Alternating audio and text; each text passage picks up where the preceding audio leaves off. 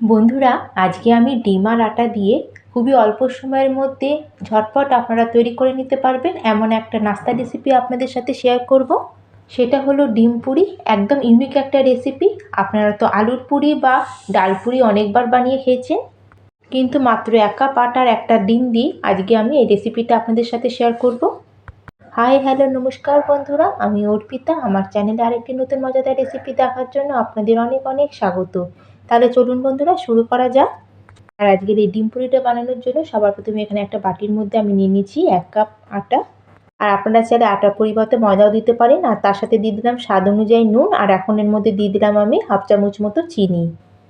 প্রথমে নুন আর চিনিটাকে আমরা একটু আটার মধ্যে একটু মিশিয়ে নেব। আর নুন চিনিটা মেশানো হয়ে গেলে এখন আমি এর মধ্যে অ্যাড করে দিচ্ছি 2 চামচ মতো সাদা তেল। আর এখানে শুকনো উপকরণগুলোকে প্রথমে আমরা ভালো করে মিশিয়ে নেব। তারপর তেলটাকে এখানে হাত দিয়ে একটু ঘষে ঘষে আমাদের আটার সাথে মিশিয়ে দিতে হবে। কারণ এখানে ময়ামটা যত ভালো হবে আমাদের পুরিগুলো ততই পারফেক্ট আর খাস্তা তৈরি হবে। যখন আটাটা হাত দিয়ে এইভাবে মুঠো করলে একটু মুঠো মতো হচ্ছে, তাহলে বুঝবেন যে এখানে আমাদের ময়ামটা একদম পারফেক্ট তৈরি হয়েছে। অর্থাৎ এখানে তেলটা খুব ভালো করে আটার সাথে মিশে গেছে। আর এখন এর মধ্যে অল্প অল্প করে একটু উষ্ণ গরম জল অ্যাড করে এখানে একটু সফট করে কিন্তু আমাদের ডোটা রেডি করে নিতে হবে। আর এই ডোটাকে কিন্তু কোনো রকমভাবে শক্ত করা যাবে না, তাহলে কিন্তু আমাদের পুরিগুলো একদমই ভালো হবে না। আর বন্ধুরা, আজকে কিন্তু রেসিপিটা তৈরি করা খুবই সহজ। ঘরে থাকা সামান্য উপকরণ দিয়ে খুবই সহজে আমরা বিকালবেলা নাস্তার জন্য এই রেসিপিটা আমরা তৈরি করে নিতে পারবো। যারা একটু সহজ রেসিপি খুঁজছেন তাদের কিন্তু আজকের এই রেসিপিটা খুবই ভালো লাগবে। আর ডোটা এখানে মাখা হয়ে গেছে, কিন্তু ডোটাকে আরেকটু কিছুক্ষণ সময় ধরে আমাদের মেখে নিতে হবে।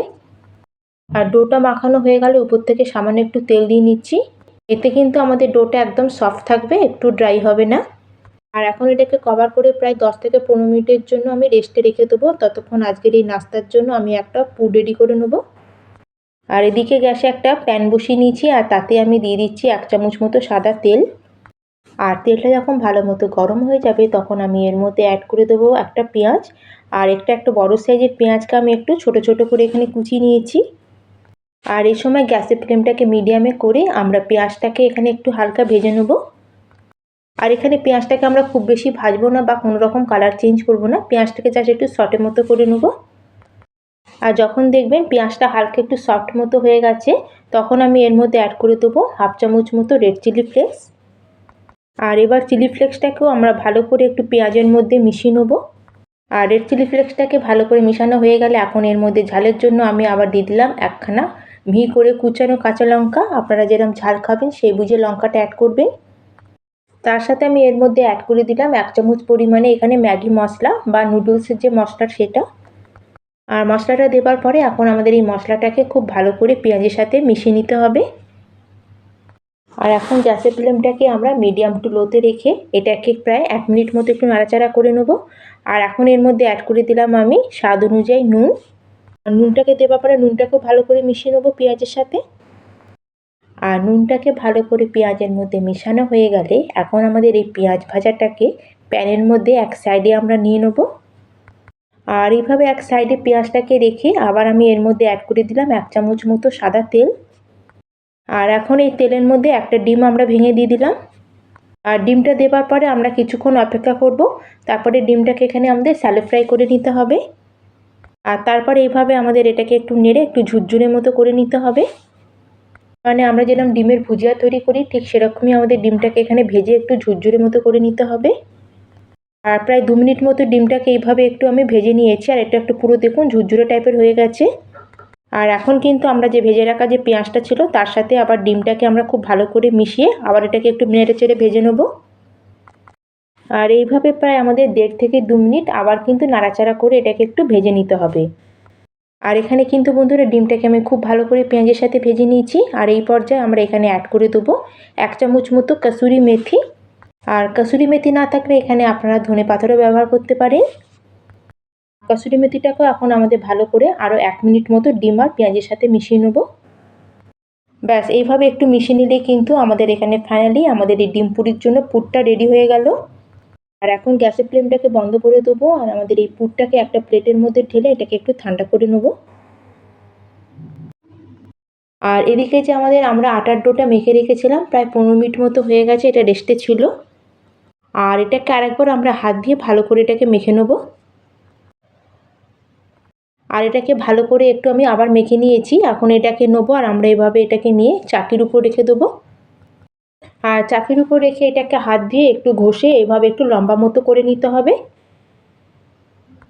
আর এইভাবে হাত দিয়ে একটু প্রেস করে এটাকে পুরো যখন লম্বা মতো হয়ে যাবে তখন এটাকে আমরা সমান 5 ভাগে ভাগ করে নেব।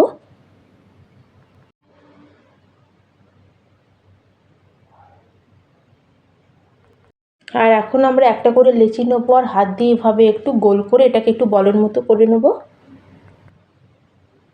আর এইভাবে ডো থেকে আমি পুরো সমান ভাগে সব লেচিগুলোকে করে আগে রেডি করে নিয়েছি। এখন এগুলোকে একটা প্লেটের মধ্যে নিয়ে নেবো। আর এই লেচিগুলোর উপরে এখন সামান্য একটু তেল দিয়ে লেচিগুলোকে ভালো করে একটু তেল দিয়ে মাখিয়ে নেবো, যাতে আমাদের বেলার সময় এগুলো খুব সুবিধা হয়। আর তেলটা মাখানো হয়ে গেলে এখন এখান থেকে আমি একটা লেচি নিয়ে নিয়েছি। আর এখন লেচিটাকে হাত দিয়ে এভাবে একটু চ্যাপ্টা মতো করে এখন আমাদের এটাকে বেলে নিতে হবে। আর এখানে যে আমরা লেচিটাকে বেলবো এখানে কিন্তু মধ্যের অংশটা একটু মোটা মতো থাকবে আর সাইডটাকে একটু পাতলা করে আমাদের এখানে বেলে নিতে হবে।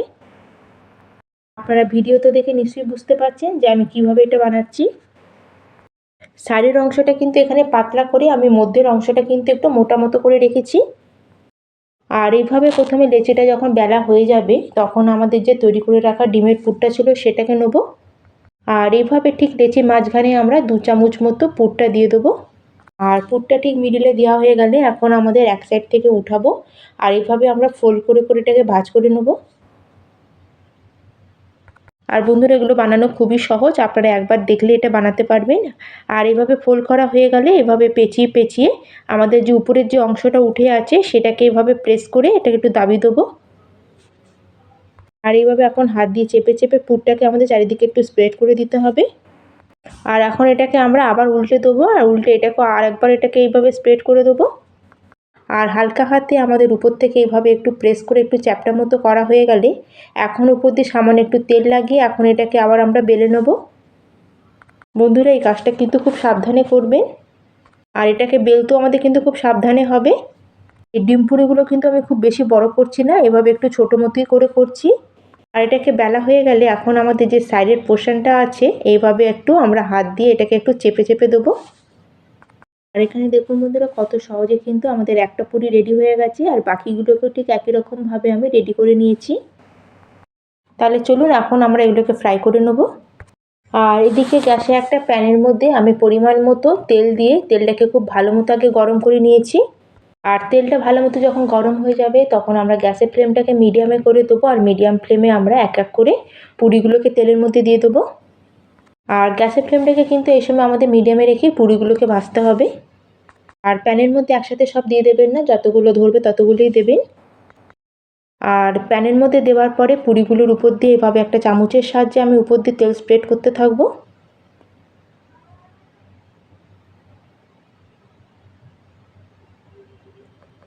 আর নিচের দিকটা যখন হালকা একটু কালার চলে আসবে তখন আমাদের এই পুরিগুলোকে একটু উল্টে দিতে হবে।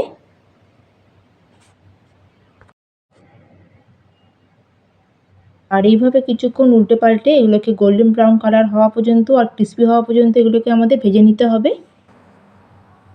আর এখানে দেখুন বন্ধুরা পুরিগুলো কিন্তু আমার ভাজা হয়ে গেছে আর সুন্দর একটা গোল্ডেন কালারও চলে এসেছে। আর এখন ভালো করে আমরা ছানটা দিয়ে তেলটা ঝরিয়ে এগুলোকে আমরা তেল থেকে বার করে নেব। আর এখানে দেখুন বন্ধুরা আমাদের পুরিগুলো কতটা ফোলা ফোলা আর ক্রিস্পি তৈরি হয়েছে। আর একই রকমভাবে সেকেন্ড ব্যাচেরগুলো আমি ভেজে রেডি করে নেব। আর এই ডিম পুরিগুলোকে আমি একটা প্লেটের মধ্যে গরমা গরম সার্ভ করে নিয়েছি। তাহলে বন্ধুরা আজকের আমার এই রেসিপি আপনাদের কেমন লাগলো অবশ্যই আমাকে কমেন্ট করে জানাবেন। ভালো লাগলে লাইক করবেন, শেয়ার করবেন। আর চ্যানেলে যদি নতুন হয়ে থাকেন, চ্যানেলটিকে যদি এখনও না সাবস্ক্রাইব করে থাকেন প্লিজ চ্যানেলটিকে সাবস্ক্রাইব করে দেবেন।